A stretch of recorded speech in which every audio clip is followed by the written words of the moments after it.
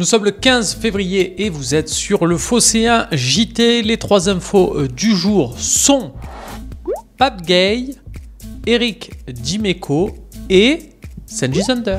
C'est une petite info toujours intéressante pour bien comprendre la vie d'un club, le fonctionnement d'un groupe, donc celui de Sampaoli. Pape Gay, qui a évolué latéral gauche à Metz, a appris qu'il allait jouer pour la première fois de sa carrière dans cette position le jour du match, pas dans les mises en place avant. Ça fait écho par exemple à Steve Mandanda qui avait appris en coupe qu'il n'allait être sur le banc qu'à partir de 18h30, 19h. Donc voilà, c'est un fonctionnement vraiment au tout dernier moment, mais qui a quand même ses avantages parce que ça évite forcément les fuites.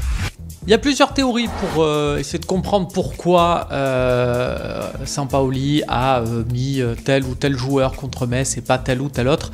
Il y en a qui se disent qu'il fallait montrer de la considération aux joueurs de la CAN et donc les mettre titulaires. Théorie plutôt intéressante dans Virage Marseille d'Eric Dimeco sur cette volonté de marquer quand on est coach de son emprise, de son empreinte, une rencontre comme veut le faire Pep Guardiola. Vous pouvez retrouver la décla du champion d'Europe 93 sur le Phocéen.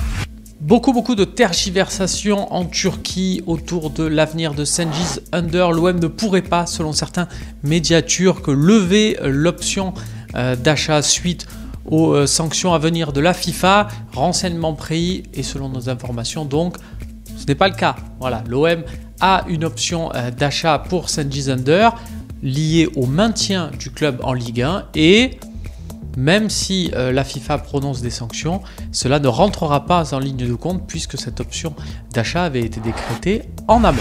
Vous le savez, l'actualité de l'Olympique de Marseille ne s'arrête jamais. Alors pour être sûr de ne rien rater, vous avez les réseaux sociaux Facebook, Twitter, YouTube et Instagram. Faites sonner les cloches, on ne vous le répétera jamais assez.